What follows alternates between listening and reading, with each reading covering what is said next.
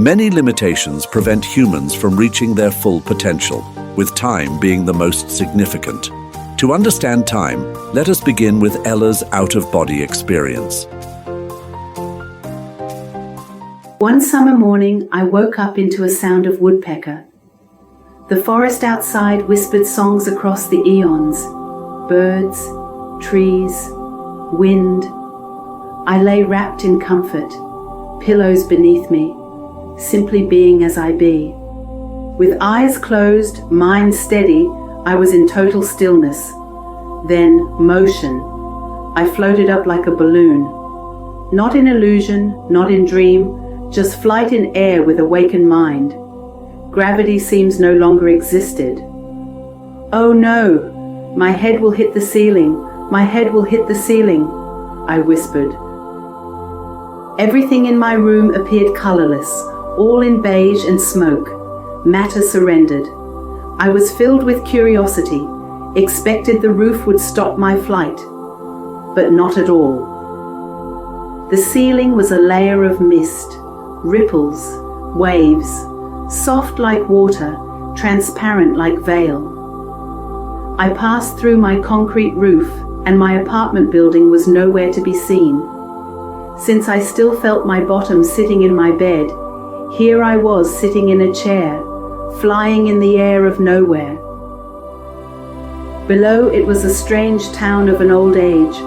Large cobblestones paved a street, which was heavily worn, seemed very bumpy. The street was much wider than ours today, at least 5 times. A church spire. Fallen leaves gathered at every corner, dancing in wind. Everything was smoky beige, colorless, timeless.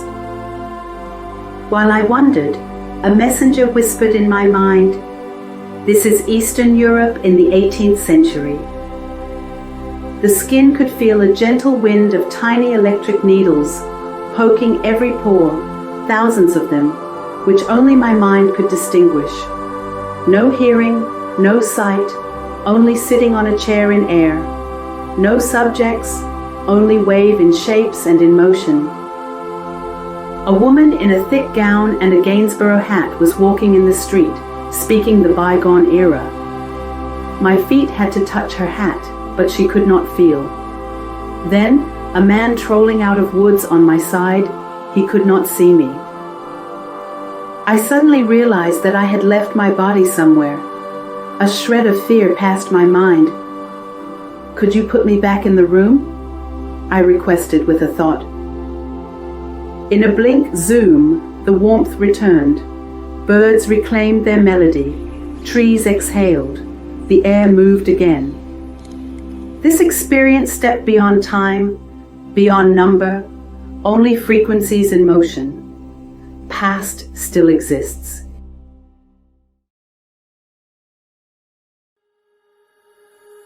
Creation is the centerpiece of the universe, and events are how that creation unfolds. More specifically, in what sequence they occur. Time is not the core, events are. In the energy soup of the cosmos, there is no time, nor it is necessary. Creative consciousness may merge or split based on their intents.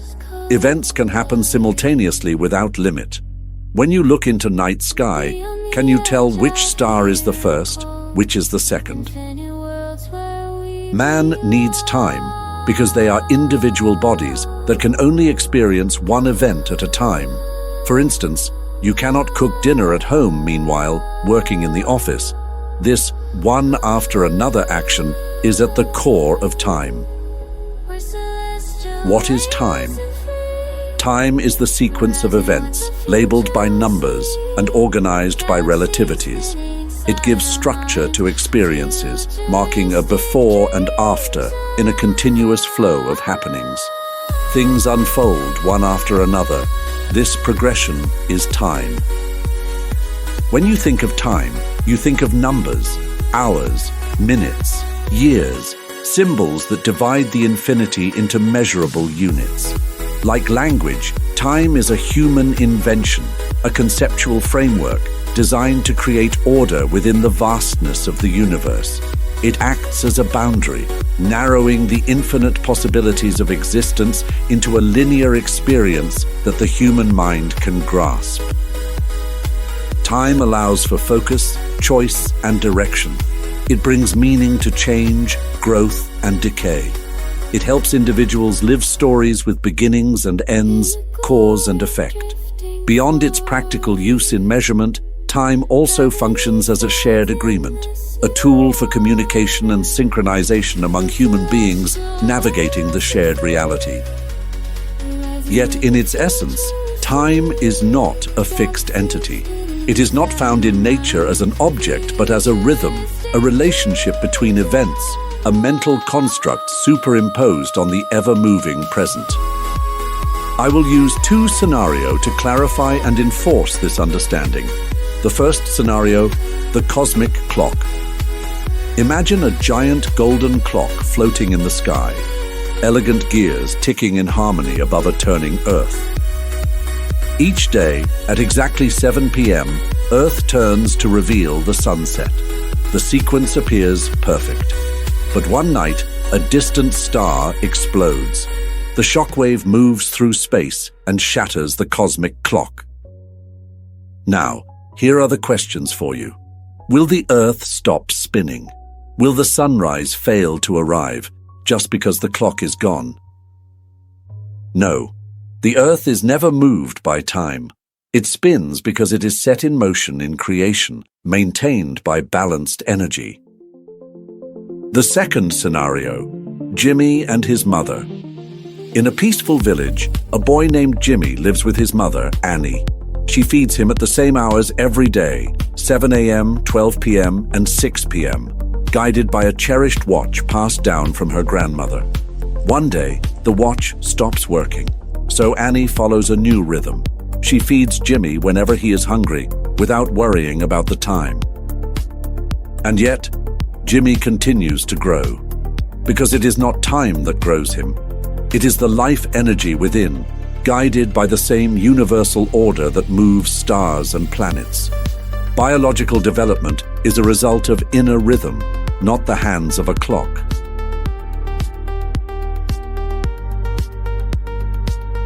The truth about time. Time is nothing but a label that marks the sequence of related events. Without an event, time has no meaning. For instance, you call your friend John, saying to him with an intriguing tone, "Last night at 1 a.m." Guess what? John was not hooked up, for time has no meaning without an event. In the raw state of the universe, creation is governed by the three principles of universal existence and regulated by universal equations. I have had another video talking about the structure of the universe and universal laws. Cosmic events, including Earth, can only occur within these frameworks. Time does not have any impact to those events. The origin of time. Like numbers and spoken language, time was invented by humans to help collaboration. In early days, life followed the rhythm of nature: sunlight, moonlight, seasons. People hunted and slept with no need to count the hours. But as societies grew, so did the need for coordination. When do we meet? When do we plant? When do we celebrate? So someone placed a rod in the center of a circle, and as the sun moved, its shadow crossed the lines. That was the first sundial, the first symbolic timekeeper. From there, clocks and calendars were born, not from universal law, but from human necessity. Time didn't create life. Life created time.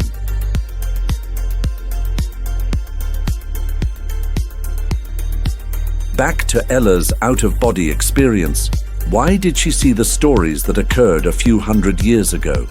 Because the events, including shapes and motions, are magnetized electromagnetic fields of the cosmos, regardless past, present, or future.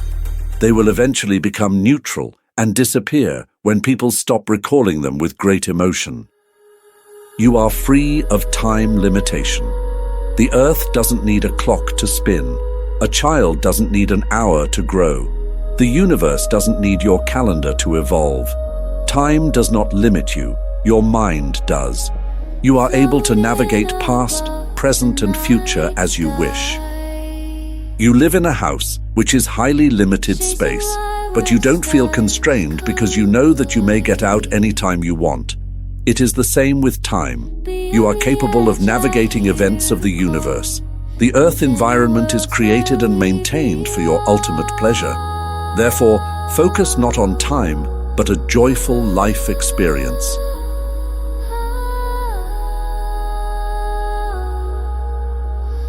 In the following 2 videos, I will talk about these subjects that are related to time, the secret of stars and how to reach them, the truth about time travel.